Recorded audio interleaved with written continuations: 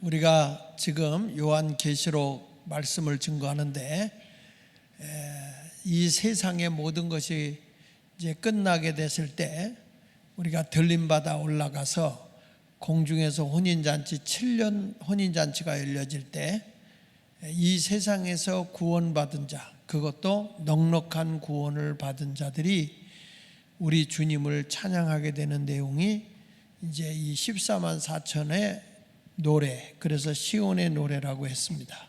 그런데 오늘은 이 세상에서 우리가 구원을 받고 예수님이 오실 때가 되면 어떤 징조가 있고 예수님은 어느 때 오시는 건가, 이런 것에 대해서 성경은 이미 우리에게 알려주고 있거든요.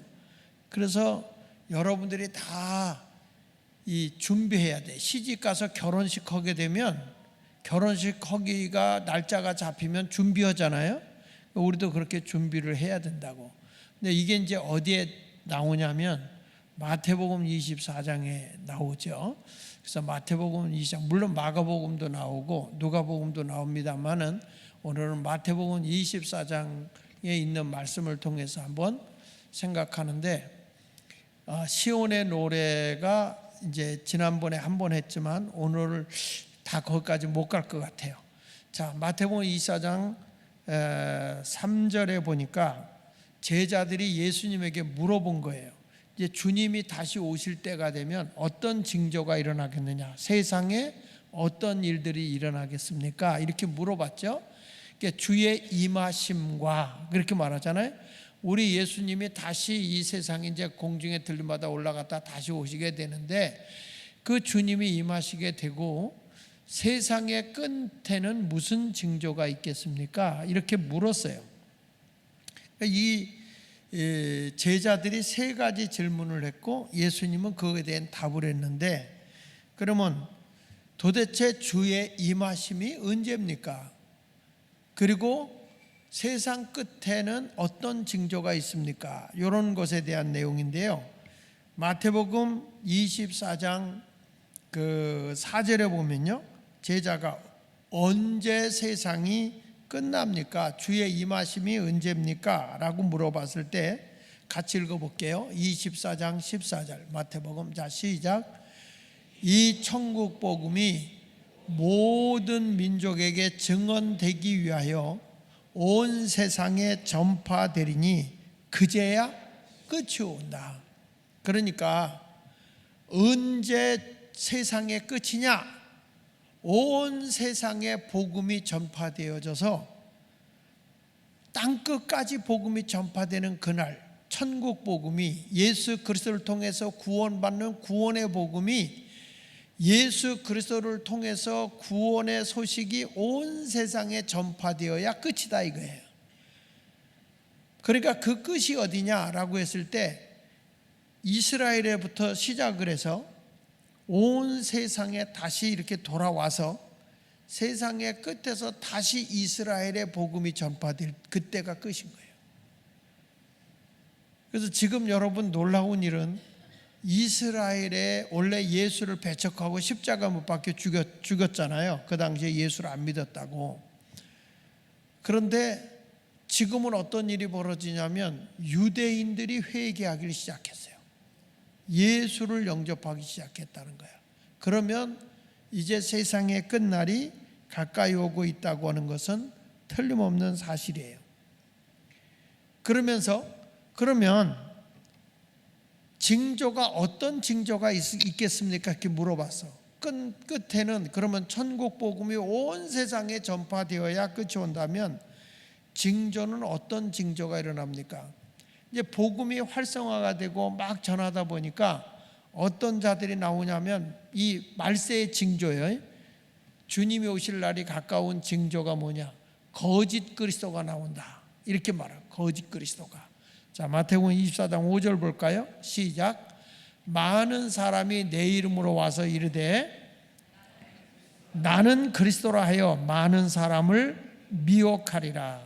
그러니까 이제는 이 교회가 예수 중심으로, 그리스도를 중심으로 하늘의 소망의 가치관을 가지고 살아야 되는데 이 거짓 그리스도, 거짓 복음을 가지고 나오는 이들이 있어요. 그래서 많은 사람이 내 이름으로 와서 그랬어요. 그러니까 이게 거짓된 자들이 많이 나온다는 거야. 나는 그리스도하여 많은 사람을 미혹하리라. 그래서 우리 예수 그리스도는요, 이 땅에 있는 동안에 세상에 대해서 선을 행하세요. 그리고 세상의 모든 걸 자기를 비워서 남을 사랑하는 운동으로 하는 것이 기독교의 복음이에요. 그런데 어느 순간에 거짓된 복음이 들어오게 되면 자기 출세, 자기 영달로 가는 거예요. 그러면서 자기가 예언하는데, 그러니까 내가 언젠가 얘기했잖아요. 대한민국이 지금 이 하나님의 복음이 전해지는데 변질이 되어져 가면서 종교 다원주의가 되어졌고, 그리고 우리가 경제적 부흥을 일으켜서 이웃을 사랑하고 남을 섬기는 길로 가야 되는데 자기 출세로 돌아버렸어요. 번영신학이 주장하다 보니까 교회가 대형화되었는데 사회적 책임도 할 줄 모르고 국가에 대한 책임도 할 줄 모르는 그런 교회가 되어버렸어요. 그러니까 여러분 잠언 14장 34절인가? 한번 좀 찾아보세요. 잠언 14장 34절에 보면 이런 말씀이 나옵니다. 공의는 나라를 영화롭게 하고 죄는 백성을 부끄럽게 한다. 네, 여기 보세요. 공의는 나라를 영화롭게 하는데 우리 주님은 어떤 분으로 오셨느냐면 죄를 의롭게 하러 오신 분이에요. 그렇죠? 그러니까 가정도 의로움, 불의가 있으면 가정이 불화가 생겨요. 근데 가정이 의롭게 살아, 남편도 의롭게 살고 아내도 의롭게 살아, 바르게 산다 이 말이야. 그러면 가정이 평화롭겠죠. 그렇죠? 그러니까 의와 평화는 같이 오는 거야. 그래서 예수님이 어떤 분으로 오셨어요? 의의 왕, 평화의 왕으로 오신 거야. 그래서 예수님을 뭐라고 하면 나는 의의 왕이다, 나는 평강의 왕이다. 의로움이 우선으로 있어야 평화가 오는 거예요.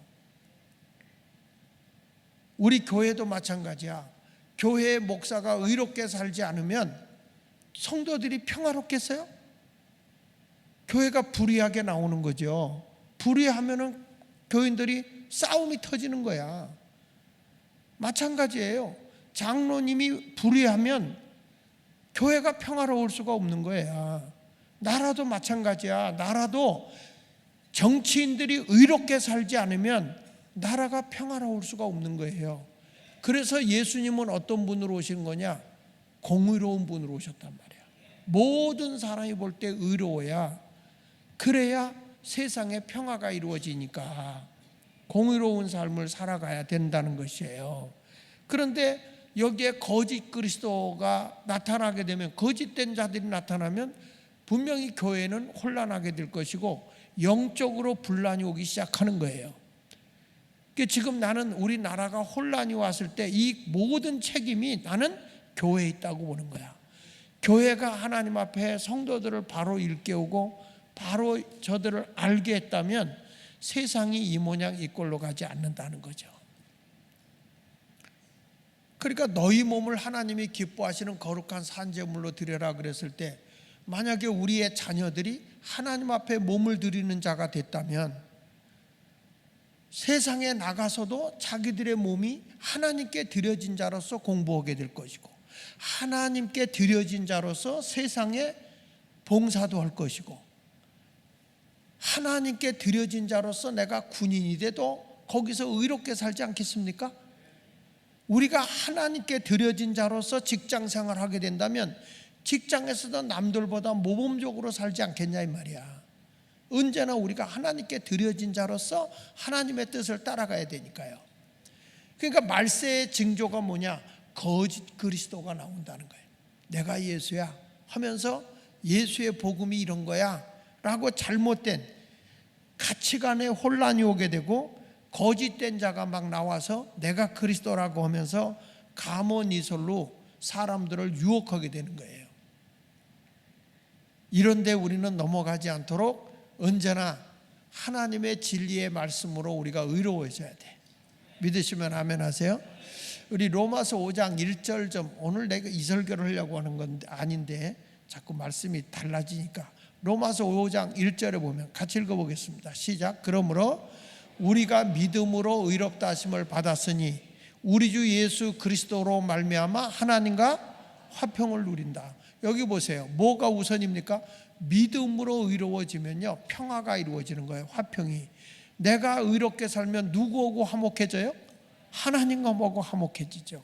내가 의로워졌으면 사람과의 관계도 의로워지면 평화가 이루어지는 거예요. 여러분, 가정이든지 직장이든지 사회 어느 구석에 가든지 내가 옳다고 아무리 소리쳐도 소용이 없어요. 내가 예수 그리스도의 십자가의 구속의 은혜로 의로워졌으면 당연히 하나님과 평화를 이루는 자가 되는 것이고, 하나님과 평화를 누리는 자가 세상 어디 가서 불화를 일으키겠습니까? 우리는 의로워지면서 평화를 누리는 자가 되게 되는 것을 분명히 알아야 됩니다. 그런데 세상이 거짓 그리스도가 나오니까 징조가 뭐가 나와요? 불화가 나오겠죠? 그러니까 전쟁이 일어나는 거야. 성경 말씀에 마태복음 24장 6절로 7절에 보니까 이렇게 말한 거야. 난리와 난리의 소문을 듣는다. 난리와 난리라는 게 뭐예요? 전쟁인데 이게 뭐냐? 1차 대전, 2차 대전이야. 난리와 난리의 소문을 들었지만 그때가 아직 끝은 아니다. 1차, 2차 대전이 끝이 아니에요. 그 다음에 뭐라 하냐면 여기서 난리와 난리의 소문을 듣겠으나 너희는 상과 두려워하지 마라. 이런 일은 있어야 하되 아직 뭐라고 그랬어요? 끝은 아니다. 예수님이 재림할 때는 아니라는 거예요. 세상의 끝은. 그러니까 1차 대전, 2차 대전이 다 지났지만 아직 세상은 끝이 아닌 거예요. 그러면서 무슨 일이 일어나냐면 여기 보면 마지막 때 되면 민족과 민족이 싸워요. 나라가 나라를 대적하여 일어나요. 전쟁이 일어난다는 거죠. 자, 여러분, 여기서 민족과 민족이 싸우는 게 뭡니까? 대한민국 민족끼리 싸우는 것을 얘기하는 것이라기보다 여기서 말하는 것은 이스라엘 백성과 중동에 있는 나라가의 싸움이에요. 여기는 아브라함의 후손의 자손들이에요. 에서와 야곱으로 갈라져서 그 후손들이 갈라져 가지고 나중에는 유괴 자손들이 돼서 중동의 자손들이 됐지만은, 그러나 영적인 백성이 이스라엘이기 때문에 이스라엘과 유괴 자손과 지금 싸우고 있잖아요. 그러니까 민족과 민족이 싸우는데 지금은 뭐가 냐면 그들의 나라끼리 싸우고, 지금도 여러분 전쟁이 치열하게 이루어지고 있잖아. 그러니까 이런 것들이 일어나는 것을 보거든, 아, 주님이 오실 날이 가까워졌구나. 민족이 나라가 대적하고 싸우는 거예요. 그러니까 러시아하고 또 어디야?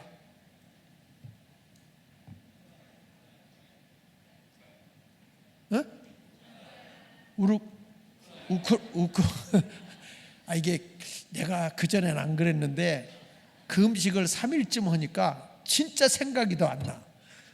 오늘 그러는데 좀 이해하세요. 우크라이나 나도 알아, 다 아는데 생각이 잘 안 났어.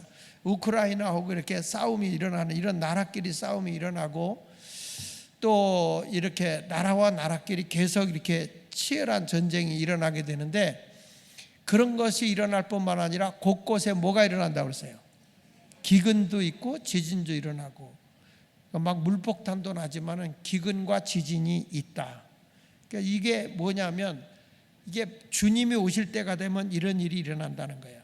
그러니까 난리와 난리는 전쟁이 일어난다는 거고, 민족과 국가와 다툼과 갈등이 계속 일어나게 돼 있는 거고, 그리고 천재지변도 일어나는데 기근이 일어나고 지진이 일어나고 홍수, 가뭄 뭐 이런 것들이 계속 나고, 화산도 터지고 대기 오염도 생기고 기상이변도 생기게 되죠. 그러니까 대규모의 이런 재앙이 오게 된다는 거예요. 이런 사건이 오게 되면 우리는 깨어 있어야 돼. 아, 예수님 오실 날이 가까이 오고 있구나. 이거를 깨우고 신부단장을 해야 된단 말이에요.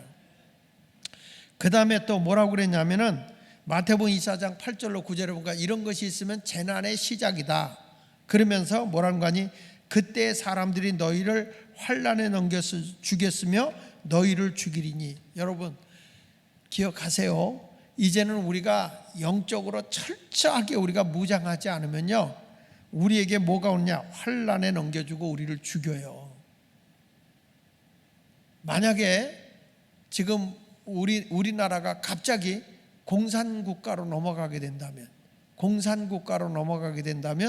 예수 믿는 사람 제일 먼저 죽여요. 왜냐하면 공산주의는 유물론이기 때문에 물질이 제일인 거야. 근데 우리는 생명이 소중한 거예요. 그렇죠? 아니 북한에서 이번에 어린애들이 그 한국 TV 봤다고 30명을 죽이잖아요.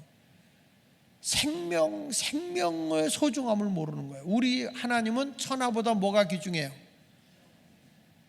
천하보다 한 생명이 귀한 거예요. 그런데 유물론 사상에 젖어버리면 물질에 빠져가지고 말이야. 물론 그들이 공산주의 생각할 땐 그렇게 얘기하지. 자, 여러분 양식도 공짜로 줍니다. 여러분 옷도 공짜로 줍니다. 모든 필요한 거 다 국가가 책임져 줍니다. 그러니까 여러분들이 돈도 못 갖는 거야. 왜? 국가가 책임이니까 다 국가가 가져가야 돼. 땅도 가질 필요가 없어요. 다 주니까. 그리고 뭣도 필요 없느냐? 상품도 필요 없어요. 왜냐하면 물건을 사고 팔 필요가 없어요. 살 이유가 없잖아. 국가가 주는데. 맞아요? 틀려요? 이게 공산국가라고. 그러니까 여러분들이 돈 벌 필요도 없어. 그냥 가서 일만 하는 거야. 돈도 안 주지만 일만 거기서 하면, 그러니까 열심히 일할 필요가 뭐 있어. 적당하게 그냥 시간만 때우면 다 그냥 알아서 먹을 거 주고 입을 거 주고 이렇게 주니까 저들은 물품만 있을 뿐이지, 창고에다 물품만 갖다 놓을 뿐이지 상품이 필요 없는 거야. 이게 공산주의거든요. 여러분 그런 나라 살면 행복할 것 같지? 행복하지 않아? 행복하지 않구나. 사람이 말이야 열심히 일해서 내가 부자가 돼서 이렇게 나눠주고 사는 게 복이지. 그렇지 않아요? 사람은 누구나 다 소유욕이 있어요. 갖고 싶은 거예요. 에덴 동산에서부터 하나님이 줬어도 먹음직하고 보암직한 거예요. 우리 하나님은요, 보세요. 새들에게 먹을 거 줬어, 안 줬어요? 하나님이 공중에 나는 새를 보라. 심지도 거두지도 아니하시되 하나님이 먹이고 입힌다고 그랬잖아. 그러니까 저들이 노력하지 않아도 먹을 걸 줬어, 안 줬어요? 그런데 이런 말이 있어요. 하나님은 새들에게 먹을 걸 줬지만 둥지에다가는 주지 않았다. 자기가 노력하고 가서 먹어야 된다 이거야. 에? 이런 말은 좀 적어놔. 그러니까 내가 아무리 나 그냥 아무것도 하기 싫어, 아무것도 안 하고도 그냥 살았으면 좋겠어, 이게 아니라는 거예요. 그래서 이런 환난 시대에 우리 예수 믿는 사람들은 그게 다른 거잖아요. 공산주의자들이 막 물질 만능으로 이렇게 하려고 나눠주면 됐지 뭐 그렇게 하지만 아니다. 우리는 열심히 능력 있는 사람은 5달란트 받는 거고 2달란트 받는 거고 1달란트 받는 거다. 게을러서 그대로 아무것도 안 하고 있다 1달란트 갖고 왔을 때는 있는 것 같이 뺏기고 악하고 게으른 종아 너는 슬피 울며 이를 갈미 있는 거다. 성경은 그렇게 말하잖아요. 다만 자본주의는 5%에서 8%가 실직을 하거나 못 살기 때문에 가진 자들이 그걸 나눠줌으로써 이게 이제 복지야. 이게 복지. 공동으로 지금 이번에 또 뭐 국회에서 25만 원씩 전 국민에게 나눠준다고 더불어민주당에서 통과를 시켰더라고. 그런데 그 돈이 얼마냐? 13조예요. 13조. 돈이 있는 게 아니에요. 국가가 그 돈은 빚을 내서 지자체가 주는 거예요. 지자체가. 그러면 여러분 이 돈이 풀림으로 인해서 물가가 상승되는 건 누가 책임질 거냐고. 그 빚은 누가 갚을 거냐고. 우리들 세금이 더 내야 되는 거야. 그러니까 그런 데 넘어가면 안 된다고. 옛날에 그랬잖아요. 공짜 좋아하다 뭐라 그랬어요? 공짜 좋아하다 뭐 한다 그랬어? 대머리 까진다 그랬어. 미안해요. 우리 이강배 장로님 미안해요. 우리 장로님은 공짜 좋아한 게 아니고 우리 장로님은 앞머리부터 까졌어요. 왜 그러냐면 하나님이 너무 이뻐서 이거 이쁜 놈을 쓰다 물어가지고 이게 다 이렇게 된 거예요. 근데 뒤부터 빠지는 놈은 하나님 앞에 맨날 의도 터지는 거예요. 똑바로 이 자식아 이렇게 해서 뒤통수 하도 의도 터져서 뒤통수부터 빠진다고 그러는데 그냥 웃자고 한 거야 그냥. 그러니까 세상이 예수님 때문에 여러분 말세가 되면 예수님 때문에 미움도 받고 핍박도 받는다는 거야. 왜 그러죠? 사랑이 식어지고 불법이 성하기 때문에 그래요. 아까도 얘기했어요. 기독교는 의로움으로 평화를 누리는 종교라고요. 근데 불법이 성하니까 사랑도 식어지는 거예요. 성경을 읽어보면 마태복음 24장 12절에 그랬잖아요. 불법이 성함으로 많은 사람의 뭐가 식어진다 그랬어요? 사랑이 식어져. 이게 주님 오실 때가 되면 불법이, 그러니까 의의 법이 없어지는 거야. 불법이 막 난리를 치는 거예요. 그 지금 다른 데가 아니에요. 범법자들이 더 소리치고 난리치는 게 우리나라 국회야. 그러니까 이게 불법이 성하는 거예요. 그러니까 자기들이 죄를 지고 오히려 죄인을 잡으려고 하는 사람을 갖다가 탄핵을 하는 거야. 이게 얼마나 기가 막혀요. 그 다음에 거기 있어요. 마태복음 24장 11절에 보면 거짓 선지자가 많이 일어나 많은 사람을 미혹한다 그랬거든. 거짓 선지자가. 다시 말합니다. 여러분, 우리에게 뭐 육적으로 잘해주고 뭐고 그게 중요한 거 아닙니다. 언제나 그리스도 안에서 하나님의 진리로 의롭게 살아야 되는 거야. 바르게 살아가야 되는 거야. 그래야 하나님이 기뻐하십니다. 여기 보세요. 예레미야 14장 14절에 보면 여호와께서 내게 이르시되 선지자들이 내 이름으로 뭐라고 그랬어요? 거짓 예언을 하도다.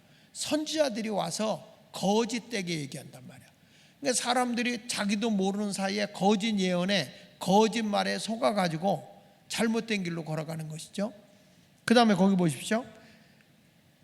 나는 그들을 보내지 아니하였고 그들에게 명령하거나 이르지 아니하였거늘 그들이 거짓 계시와 점술과 헛된 것과 자기 마음의 거짓으로 너희에게 예언하도다. 이렇게 말한단 말이에요.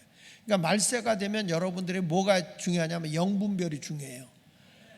그냥 덮어놓고 와 이렇게 몰려가는 게 아니라 미혹의 영에 빠져서는 안 된단 말이야.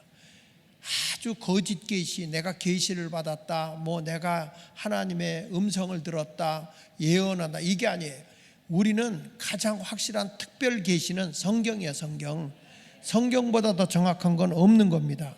그러니까 거짓된 자들이 이렇게 말씀으로 우리를 현혹하다 보니까 가짜 믿음을 갖게 되고 형식적인 믿음을 갖게 되는 거죠. 오직 우리는 참된 진리의 말씀으로 승리하며 나갈 수 있어야 할 줄로 믿습니다. 그래서 여기 보면 다시 한번 마태복음 24장 13절로 14절에 보면 그러나 이런 말이에요. 그러나 이제 언제 오시느냐? 끝까지 견디는 자는 뭘 얻는다? 그러니까 여러분 예수님을 끝까지 사랑하라는 거야. 교회 생활하다가 믿는 사람끼리도 막 다투거든요. 불법이 성하고 사랑이 식어지니까 교회 안에도 사랑이 없는 거야. 자기 주장만 막 내세우고 자기만 옳다고 막 소리치는 거야. 그러다 보니까 교회 안에도 갈등이 생기거든요. 그래도 끝까지 견뎌야 돼. 예수 안에 거해야 돼. 그런 자는 구원을 얻으리라. 그러면서 이 천국 복음이 모든 민족에게 증언되기 위하여 온 세상에 전파되리니 그제야 끝이 온다. 그러니까 여러분도 예수님 오시는 그날까지 믿음을 굳게 지키는 그런 신앙의 그리스도의 신부단장하는 성도가 되시기를 축원합니다. 찬송가 176장 한번 불러보고요. 주 어느 때 다시 오실는지 이 찬양을 한번 불러보고 하여튼 주님 앞에 오실 때 우리가 승리의 길을 걸어가야 돼요. 자, 176장.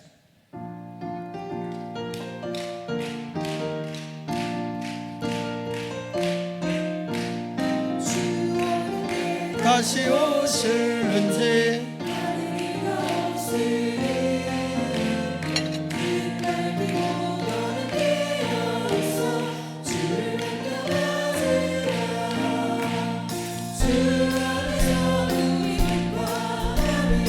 깨끗하게 되어서 주 예수님 다시 오시니 모두 기쁨으로 맞으라. 주 오늘에 다시 오신다면 부끄러움 없을까? 잘하였다 주님.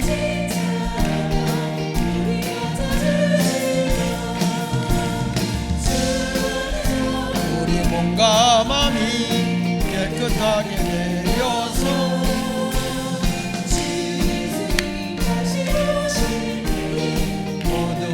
기쁨으로 맞으라. 주 예수님 맡겨주신 일에 모두 충성 다했나. 내 맘속에 확신 넘칠 때에 영원한 시간. 할렐루야. 주 안에서 우리 몸과 깨끗하게 되어서 주 예수님 모두 기쁨으로 맞으라. 주 예수님 언제 오실는지 한밤에나 낮이나 늘 깨어서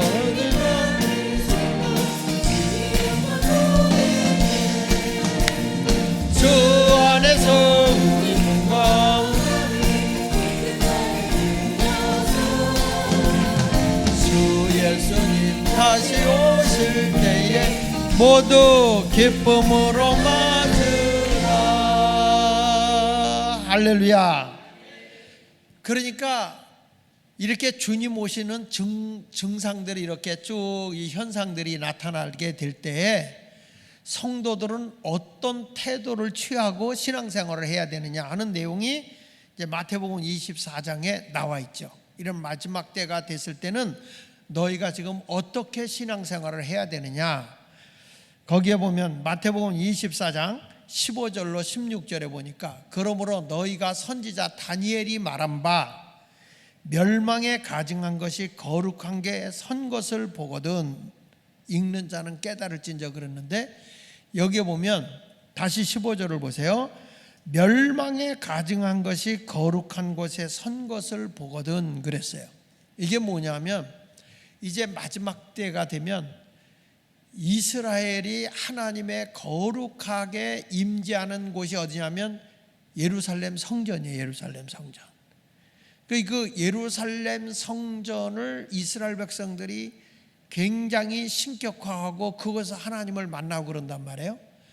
그런데 이러한 거룩한 곳이었던 이런 지역을 가보면 지금 군인들이 다 에워쌌어요. 여러 중동 나라들이 다 에워쌌어요. 그 나라를.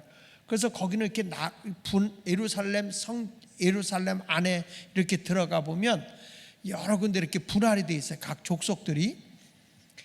그런데 특이한 게 뭐냐면 예루살렘 성전이 무너졌잖아요. 그리고 통곡의 벽만 남아있는 상태였는데 이제 다시 복원을 하면서 거기에 이 이슬람교 마호메트교가 어떻게 되어 있냐면 그 예루살렘 성전 위에 도움으로다가 이슬람을 상징하는 그런 모습으로 시설을 해놨어요.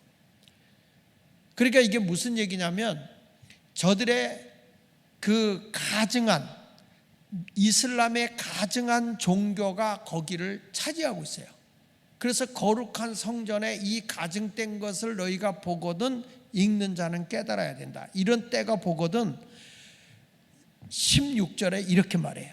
그때에 유대에 있는 자들은 하나님의 택한 백성들이 있는 자들은 산으로 도망해라. 자, 따라합시다. 산으로 도망해라.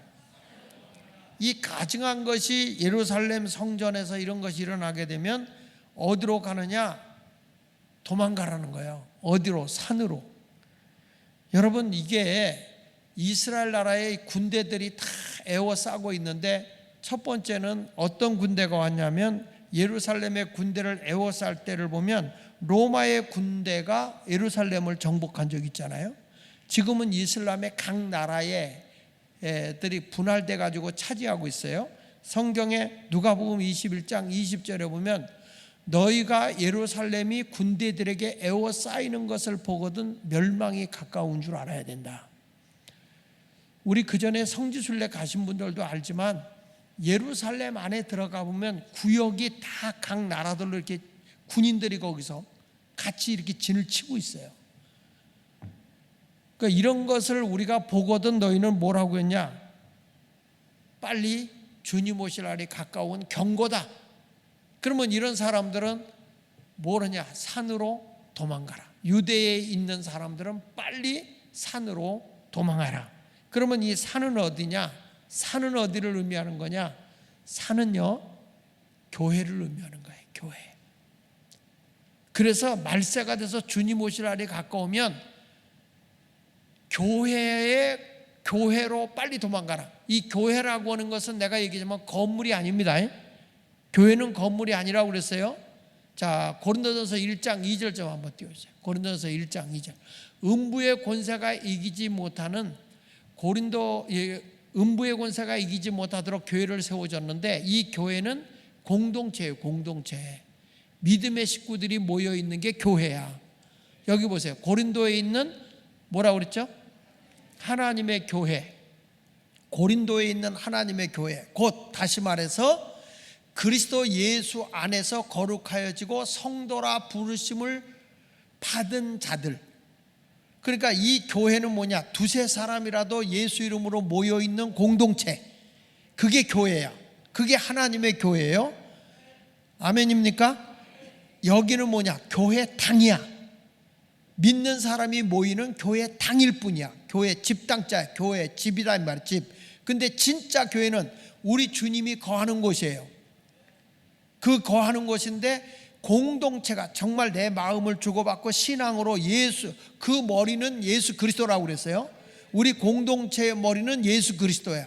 예수 그리스도의 중심으로 모여있는 거기가 공동체인데, 벌써 우리는 이런 주님 오실 날에 가까우면 공동체가 헤쳐지는 게 아니라 모여서 기도하고, 주님 오실 날이 가까워서 우리는 더 구원의 확신을 가져야 돼. 그러면서 보세요. 그리스도 예수 안에서 거룩하여지고 성도라 부르심을 입은 자들과, 그 다음에 같이 읽으세요. 또 각처에서 우리의 주, 곧 그들과 우리 주 대신 예수 그리스도의 이름을 부르는 모든 자들.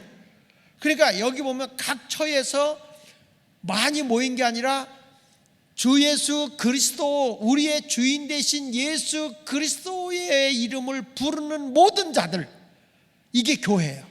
이게 하나님의 교회야. 그래서 교회는 뭐가 활발하게 움직여져야 되느냐? 공동체가 잘 구성이 돼야 돼요.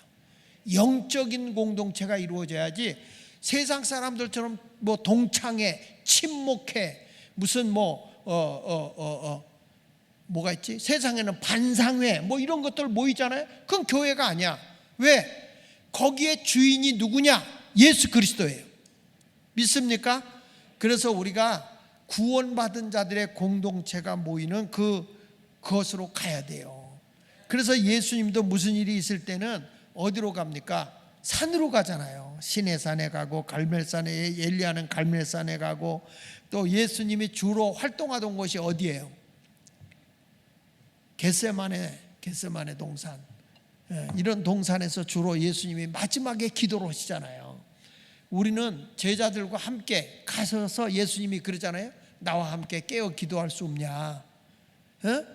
지금 시험의 때가 가까이 왔다. 나와 함께 깨어 기도하자. 이런 말씀을 한단 말이에요. 그러니까 교회는 이렇게 공동체가 잘 되는 그런 모습의 교회가 건강한 교회예요. 주님 오시면 오실수록 우리 디렉터님들 중심으로 마을 있잖아. 마을, 목장 있잖아. 마을 안에 목장들 있잖아. 거기에 조직에 잘 이루어져 가지고 거기서 뭐가 일어나야 되느냐? 공동체의 교제도 이루어지만 영적으로 일어나야 되는 거야. 여러분, 산으로 도망가서 뭐해? 사치기 뭐해? 산에 가서 모세는 시내산에 올라가서 하나님의 말씀의 계명을 받아서, 십계명을 받았어. 믿습니까? 엘리야는 뭘 받았어요? 호렙산에 올라가서, 모세는 호렙산에서 불을 받고, 그렇죠? 엘리야는 갈멜산에 올라가서 능력을 받고, 이렇게 뭔가 하나님의 역사하심을 경험해야 되는 거예요. 여러분들도 이렇게 우리 공동체 교회에서 모이면 은혜가 돼야 되고, 거기서 능력이 임해야 되고, 이런 모습의 공동체를 세워나가기 원하면 아멘 합시다. 이런 신앙을 가져야 돼. 그 다음에 마태복음 24장 10절 마지막 때 되면 뭐냐? 자, 위에서 첫째는 유대에 있는 자들은 산으로 도망가라 그랬죠. 두 번째는 뭐라고 하냐면, 지붕 위에 있는 자는 집 안에 있는 물건을 가지러 내려가지 마라. 지붕 위에서 뭐 석가래 깔고 있나? 옥상에 올라가서 옥상에서 뭐 화초를 가꾸고 있나? 여기서 이스라엘 백성들에게 지붕은 뭘 가리키냐면, 지붕은 원래 이 이스라엘 백성들은 지붕이 이렇게 조그만 방이 하나 있어요. 그게 뭐냐면 기도의 방이야. 기도의 방. 그러니까 기도하는 골방을 얘기하는 거예요. 기도하는 골방. 이게 지붕 위에 있다. 자, 여러분 잘 아는 그 누구냐면 그 베드로가 그 요바에 있는 무두장이 시몬의 집에 갔었어요. 그 이 무두장이라는 것은 가죽을 이렇게 부드럽게 만들어서 뭘 만드는 그런 사람인데, 그런데 이 무두장이 시몬의 집에 베드로가 가서 뭘 했느냐? 자, 우리 성경을 읽어보겠습니다. 사도행전 10장 9절에 보면, 이튿날 그들이 길을 가다가 그 성에 가까이 갔을 그때에 베드로가 뭐하러? 기도하러 어디로 올라갔어? 지붕에 올라가니 그랬잖아요. 베드로가 지붕에 올라간 거예요. 그 지붕에 올라간 거는 거기 조그만 골방이 있단 말이야. 그곳에서 기도하러 올라간 거예요. 여러분, 우리가 보면 마지막 때가 되면 우리는 어디로 가야 되느냐? 기도의 굴로 들어가야 된다는 거야. 근데 이 기도 오던 사람들이 뭐냐면 집안에 있는 물건을 가지러 내려가지 마라. 이건 뭐냐면 내가 영적인 기도 생활을 하는데 그냥 집안의 살림 걱정 때문에, 물질 걱정 때문에 모든 것이 방해를 받지 않아야 된다는 거예요. 여러분, 우리가 물론 필요하지만 영적인 것보다 우선인 세상 일은 없어요. 그러니까 말씀학될수록 교회는 내 집은 만민이 뭐 하는 집이라고 그랬어? 기도하는 집이라고 그랬잖아요. 그러니까 교회는 기도하는 사람들이 세상 염려, 근심, 세상의 돈벌이 이거에 취해서 기도줄이 끊어지면 된다, 안 된다? 안 된다는 거예요. 주님 오실 날이 가까울수록 기도 소리가 다 우렁차게 퍼지는 것이 되어야 한다, 그 말이에요.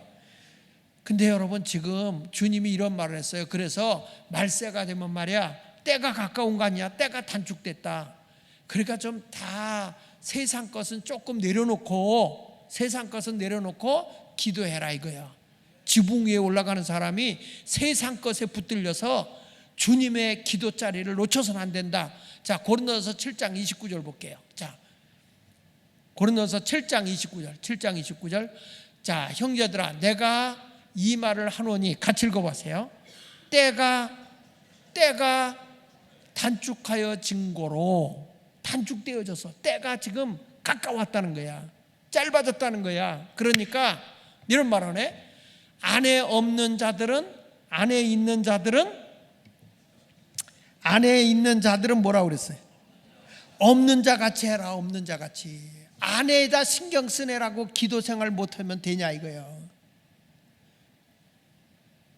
요걸 반대로 남편 있는 자는 좀 없는 것 같이,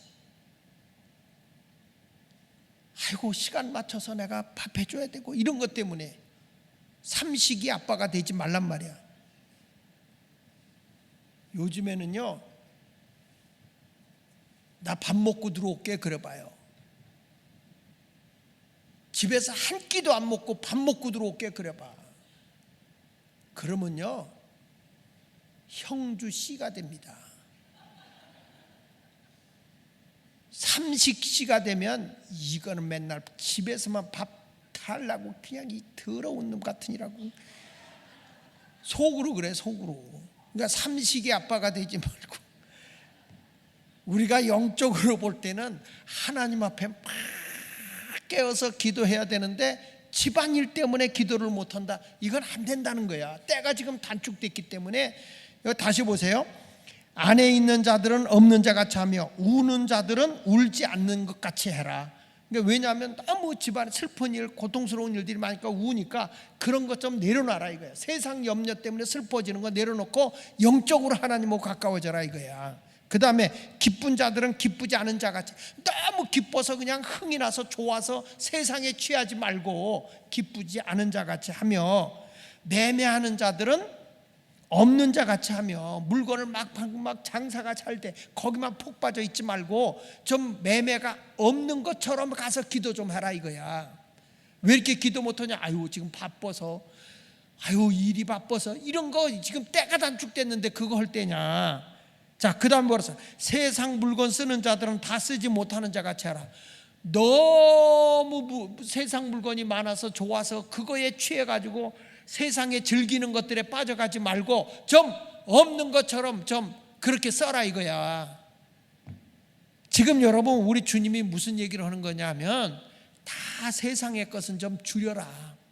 세상의 것은 줄이고 하나님과 가까워지는 기도는 해라 이거예요. 그러니까 지붕 위에 있는 자들은 물건을 가질러 집으로 가지 말라는 거예요. 집의 것 때문에 취해서 기도 자리 놓치면 돼, 안 돼? 안 되죠. 그 새벽 기도 오던 사람 다시 해, 불 붙이고. 철학 기도 오는 분도 다시 하시고요. 이게 지금 주님 오실 날이 가까웠기 때문에 교회가 영이 살아있어야 할 줄로 믿습니다. 그 다음에 마태복음 24장 18절에 보면은 밭에 있는 자들은 겉옷을 가지러 뒤로 돌이키지 말지니라.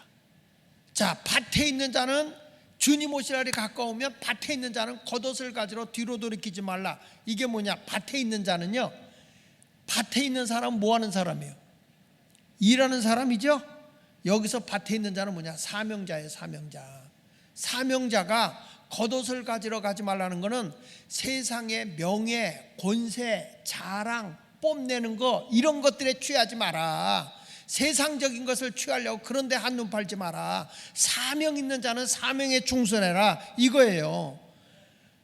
여러분 겉옷은 벗어버리고 영적인 일복을 입으셔요. 일복. 밭에 있는 사람은 일복을 입어야지. 아니 밭에 일하는 사람이 외투 입고 이러겠어?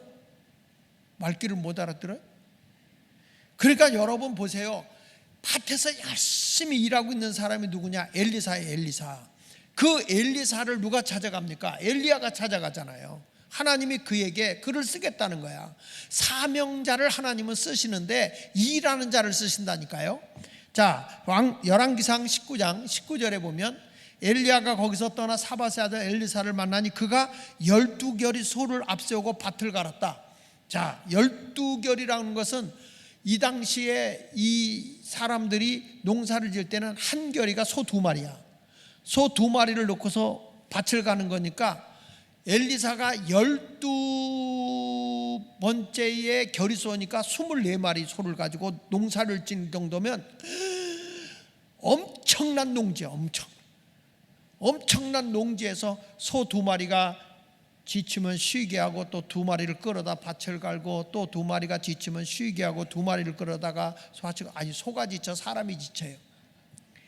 엘리사가 얼마나 건강한 사람인지 소를 갖다가 다 쉬게 하고 12번째 결의를 가지고 땀을 뻘뻘 흘리면서 기도하는데 일을 하는데 그때 엘리야가 가서 거기 겉옷을 그 위에 던졌어. 겉옷, 자기가 입고 있던 겉옷을 일하는 사람에게 던졌더니 그가 땀을 닦고 나서 이상하게 엘리야를 따라가고 싶은 마음이 생기는 거야.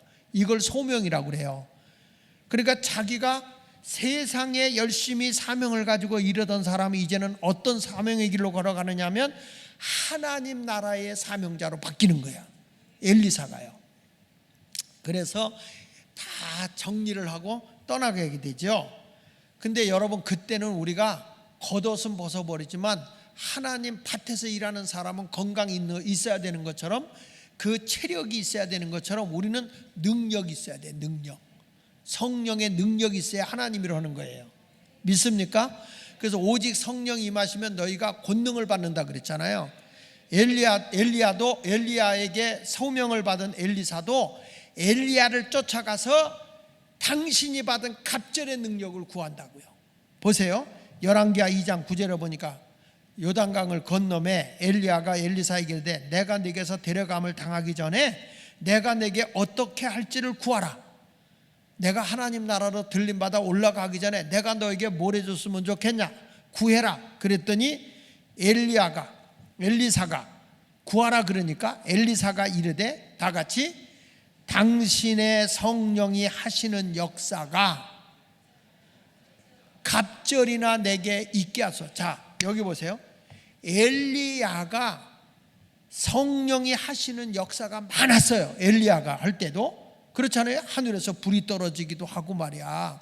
엄청난 일을 했잖아요. 비가 안 오던 땅에 비가 3년 6개월 동안 비가 안 오게도 했지만 오게도 했잖아요.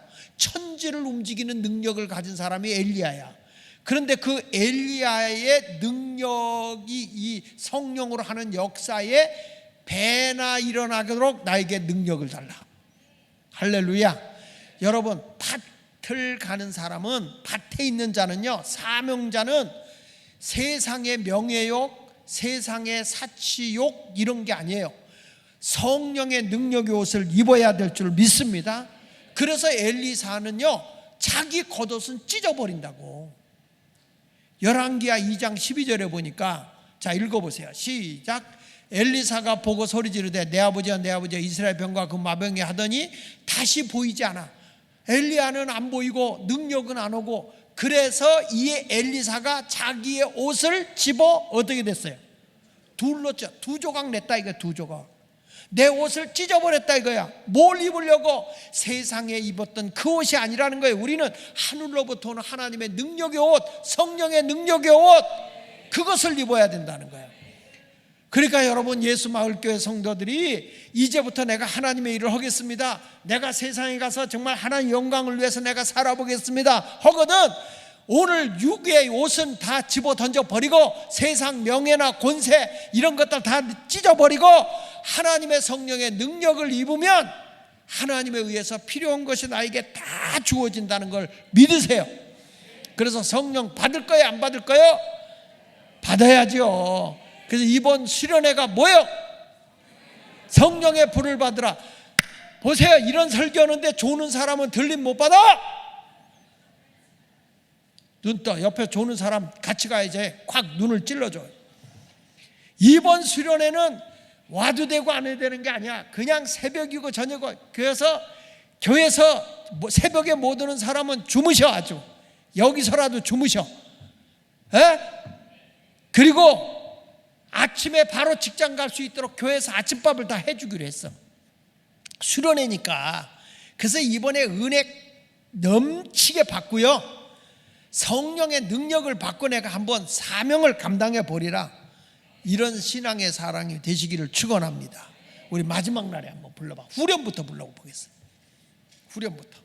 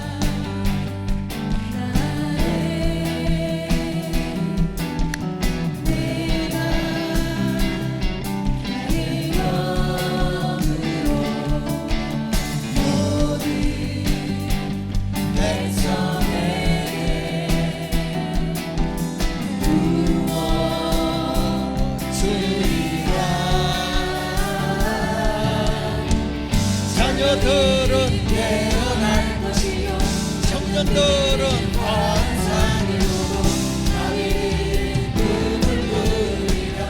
주의 영이 나며 자녀들은 깨어날 것이요 청년들은 환상을 보고 하늘의 꿈을 꾸리라.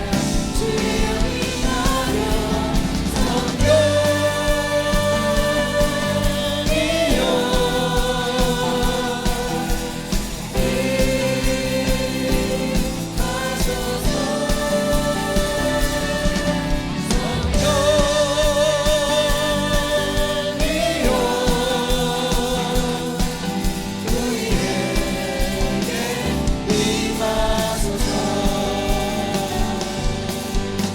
할렐루야.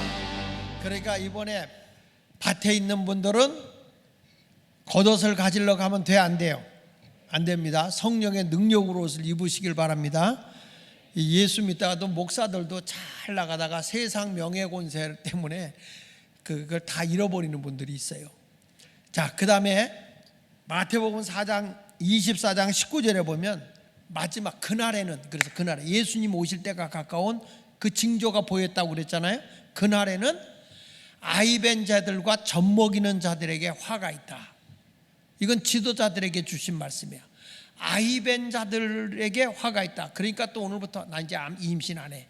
이게 그게 아니요. 그게 아니고, 목사가 언젠가 저 성도도 이제 뭐 하나님 앞에 잘 태어나서 거듭나고 하나님의 자녀로 태어나서 능력 있는 사람이 되겠지 하고 여리게 신앙생활을 그냥 배구만 있는 거야.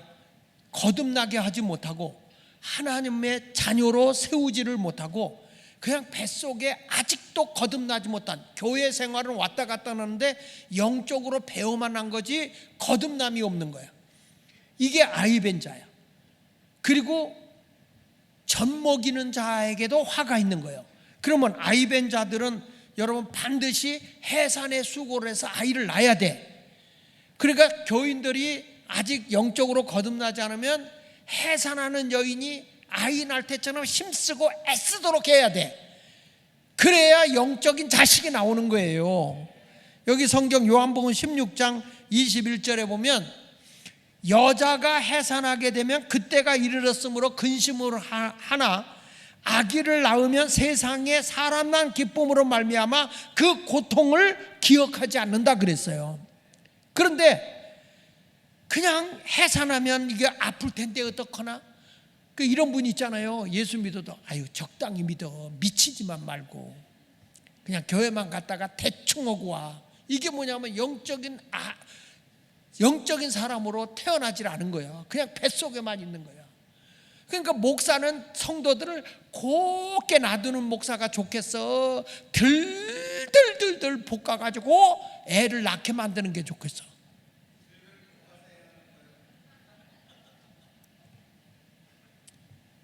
여러분, 산기가 임박하면요 부르짖게 해서라도 빨리 애를 낳게 해야 돼. 성경 이사야 26장 17절을 볼까요? 자, 시작. 여호와여, 잉태한 여인이 상기가 임박하여 상고를 겪으며 부르짖음같이 우리가 주 앞에서 그와 같으니라. 내가 여러분 그냥 믿는다고 이렇게만 있으면 안 돼. 예수의 능력을, 예수님을 전하는 자가 돼야 될 거 아니야. 나를 통해서 전도도 해야 될 거 아니에요. 전도해야 되는데 한 번도 예수를 전하지 못하고 뱃속에만 배고 있으면 되겠어? 그러니까 우리가 전도도 해야 되고, 나도 영적으로 그냥 뱃속에 있는 사람이 되지 않고 예수 이름으로 딱 거듭나서 그냥 능력 있는 자식이 되도록 힘써 기도해야 되는 거예요. 믿습니까? 여러분, 이게 영의 자식으로 딱 이렇게 부르져 나오면 아들이 나와. 아들, 영적인 아들. 여자도 아들이야. 철장 권세를 가지고 세상을 다스린다는 거예요. 요한계시록 12장 5절 보세요. 여자가 뭘 낳는다고 그랬어? 임신하고 있으면 안 돼. 아들을 낳아야 된다니까. 그런데 이 아들은 어떤 아들이냐? 장차 철장으로 만국을 다스릴 남자야. 철장으로 만국을 다스릴 남자. 그러면 이게 누구냐? 이게 어떤 사람 예수다. 근데 예수님을 또 낳으면 큰일 나요. 여기서는 누구냐 하면은 영적 승리자야. 이런 대표적인 사람이 두아디라 교회야. 두아디라 교회. 요한계시록 2장 26절부터 보면 보세요. 이기는 자와 끝까지 내 일을 지키는 그에게는 만국을 다스리는 권세를 준다 그랬어요. 권세를 주는데, 이제 다시 요한계시록 12장 5절을 보고, 여자가 아들을 낳으니는 장차 철장으로 뭘 다스려? 만국을 다스린다고. 다시 요한계시록 2장 26절로 가서 보면, 이기는 자와 끝까지 내 일을 지키는 자에게는 만국을 다스리는 권세를 주고, 27절에 보니까 그가 철장을 가지고 그들을 다스려 질그릇 깨트리는 것 같이 한다는 거야. 세상에 나가서 불신앙을 깨트려버리고 영적인 삶을 살아가도록 한다는 거야. 그러니까 교회는요, 성도들을 이렇게 오냐오냐 품어주고 능력 없이 그냥 뱃속에만 배고 있으면 절대 안 되는 거야. 이 얘기면 이 집사가 삐지고 저 얘기면 저 집사가 삐진다고 그대로 놔두면 될 것 같아? 안 돼요. 그냥 믿으면 믿는 거고 안 믿으면 안 믿는 거지. 그래서 두 번째로 하는 게 뭐냐면 젖먹이는 목사가 화가 있는 거예요. 젖먹이는 목사. 성도를 된밥 먹여야 되는 거야. 근데 이걸 또 갓난아기한테 된밥 먹이면 협착증이 생겨서 죽어. 그러니까 성도들을 건강한 건강한 아들로 키우라는 거죠. 여기 보세요. 데살로니가서 2장 7절에 보니까 바울이 지금 하는 얘기야. 우리는 그리스도의 사도로서 마땅히 권위를 주장할 수 있으나, 그러니까 사도의 권위로다가 너희들을 막 끌고 갈 수 있다 이거야. 그런데 뭐라고 하냐면 너희 가운데 내가 유순한 자가 되어, 바울이 지금 내가 권위를 가지고 너희를 세게 끌고 가야 되는데 유순한 자가 되어, 내가 뭐라고 그랬어요? 유모가 자기 자녀를 기름같이 했다는 거야. 유모는 뭐예요? 젖먹이 엄마, 젖을 물리는 엄마가 유모 아닙니까? 그러니까 바울이 지금 하는 얘기가 이 데살로니가 교인들을 보니까 신앙이 너무 여려. 그러니까 조금만 강하게 하면 시험 들고 교회 떨어질 것 같아. 그래서 된 밥을 먹일 수가 없어. 그래서 젖먹이 엄마같이 너희를 유순한 자가 됐다. 그러니까 똥을 싸도 엄마가 치워주고, 배고프다고 울어도, 오줌 싸도 울어도 다 걷어주는 거예요. 그런데 17살 먹은 아들이 와서 엄마 똥 쌌어, 똥 치워줘. 그러면 어이구 이쁜 내 새끼 이런 이 개 같은, 이게 그냥 그러면서 조 박아버리는 거죠. 아니 큰 자식에게는 그렇게 하는 거지. 그런데 데살로니가 교회는 여려, 아직 신앙이. 그래서 유모가 젖먹이 되듯이 너희를 했다. 이게 말세는 불행이라는 거야. 주의 종은 이렇게 키워서는 안 된다는 거예요. 교인들을요 강하게 키워야 된다는 거야. 그래서 여기 보세요. 유모가 자기 자녀를 기름같이 하여서 우리가 이같이 너희를 사모하여 하나님의 복음뿐 아니라 우리 목숨까지도 너에게 주기를 기뻐하면 너희가 우리의 그래서 그냥 막 오냐 하고 복음을 전하면서도 그냥 귀엽게만 아유 내 새끼 아유 이렇게 믿으려면 믿고 말려면 말아. 그러면 안 믿으면 되지 이러면 안 되잖아. 잘 믿으라고 하는 거니까 열심히 믿겠습니다 이렇게 돼야 되는 거예요. 그래서 거기 보세요. 형제들아 우리의 수고와 애쓴 것을 너희가 기억하리니 너희 아무에게도 폐를 끼치지 아니하려고 밤낮으로 일하면서 너희에게 하나님의 복음을 전했다. 무슨 얘기냐면 데살로니가 교인들이 주의 종도 섬길 줄 몰라. 왜냐하면 유모 젖먹이니까 그냥 얻어만 먹으려고 하는 거야. 그냥 받아만 먹으려고 하는 거야. 그래서 바울은 선교비가 없는 거예요. 생활은 해야 되고. 그래서 이중직을 가지고 있었죠. 밤낮 옷 깁는 일을 하면서 자비랑 선교하는 거예요. 바울이 자비랑. 그러니까 자비랑 선교하면서 그냥 바울을 이렇게 섬기는 거죠. 바울이 섬긴 거죠. 젖먹이 같이. 이런 자에게 화가 있다는 거야. 그래서 어떻게 키웠느냐? 나중에 가서는 아버지같이 키웠다는 거야. 자, 그 다음에 읽어보시면 어디를 보냐면 데살로니가전서 2장 11절 보세요. 11절. 자, 시작. 너희도 아는 바와 같이 우리가 너희 각 사람에게 아버지가 자기 자녀에게 하듯 이랬잖아요. 자, 조금 전에는 젖먹이 어머니가 자식을 키우듯 했다 이거야, 바울이. 근데 이제 어느 정도 큰 사람에게는 어떻게 하느냐? 아버지같이 키웠다 이거야. 아버지같이. 요즘 아버지들 말고 아버지가 권면하다. 야, 이건 이렇게 해야 된다. 권면해요. 그러면 어디 아버지 말을 거역합니까?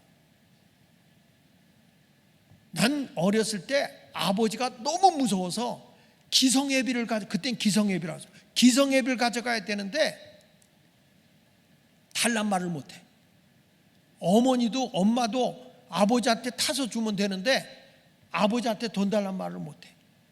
그래가지고 그냥 울었다니까. 난 기성예비 가져가야 되는 날을 울었어. 왜 우냐? 기성예비 가져가야지. 그러면 이 자식아 달라고 그러지 왜 울고 지랄이여? 줘요. 그러면 주더라니까. 나는 그때 어렸을 때는 울어야만 주는 줄 알았어. 그런데 대학에 딱 가서 아버지 언제까지 학비 내야 됩니다. 언제까지 주세요? 그렇고 하고 나니까 제 날짜에 알아서 준비해서 주시더라고. 그걸 몰랐어. 여러분, 우리 하나님도 우리 아버지셔. 그러니까 이 바울이 교인들에게 지금 하는 거야. 내가 늘 권면하고 때로는 수고했다, 위로도 해주고 그랬다. 그러면서 뭐냐? 경계도 했다. 잘못하는 자를 보면 경계한 거예요. 똑같은 자식이라도 부모의 마음을 녹여가지고 모든 걸 가져가는 자식이 있고, 부모에게 용돈 달래면 다리 한쪽 바깥에다 내놓고 용돈 다 가는 놈이 있어요. 왜? 아버지 이 자식은 맨날 돈이 오면 도망가려고. 그러니까 왜 우리가 보면 아버지가 권면하고 때로는 수고했어 이렇게 격려도 해주고 위로도 해줄 수 있도록 신앙의 훈련이 돼 있어야 된다는 거예요. 잘못할 때는 경계도 한다는 거예요. 그래서 바울이 지금 하는 얘기가 경계도 하노니 이는 너희를 부르사 자기 나라와 영광에 이르게 하시는 하나님께 합당히 행하게 하려 함이라. 아버지의 입장에서 왜 권면하고 위로하고 경계도 하고 엄하게 했느냐면 하나님께 합당한 삶을 살아가도록 하기 위해서. 아시겠어요? 그러니까 여러분들의 무관심하게 내버려두는 게 잘하는 게 아니라 들들들들 볶는 게 잘하는 거야. 콩 볶을 때도 돌려야 돼요. 뻥튀기 할 때도 이거 돌려야 돼요. 신앙생활도 돌려야 뭐가 나오는 거야. 뺑뺑이를 돌려야 되는 거야. 여러분, 목사가 자꾸 훈련시킨다, 뭐 한다, 뭐여라 뭐하라, 싫지? 그냥 내버려뒀으면 좋겠죠. 그게 젖먹이요. 그렇게 신앙생활하면 안 돼요. 내가 볼 때 신앙이 이게 바르게 못 간다, 그럴 때는 훈련도 시키고 또 모이게 하고 덜덜 볶고. 이번 부흥회도 수련회 집회를 하는데 미리 땡겨서 하잖아요. 아유 방학 때나 좀 하지, 애들 방학했을 때면 더 좋을 텐데, 이런 말도 할 수 있어. 그러나 일부러 내가 방학 전에 했어. 왜냐? 방학 때는 애들에게 신경 쓰라고. 애들 수련회가 있거든 방학 때는. 그러니까 거기다 신경 쓰고 청년들도 그때 하고 하니까 그때에다 실현서 하라고 요때 땡겨준 거니까 그 마음을 어찌 알겠어. 그러니까 이번에 와도 되고 안 와도 되고 해요. 와야 돼. 와야지.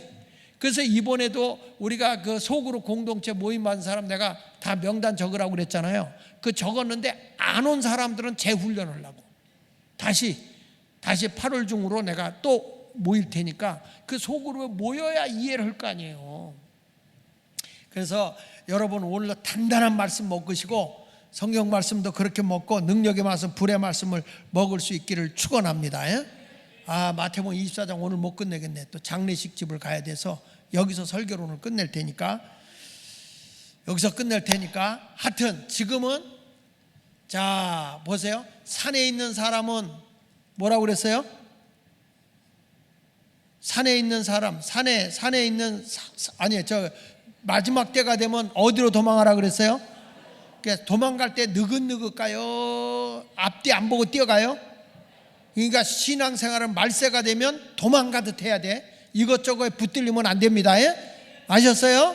그 다음에 밭에 있는 자는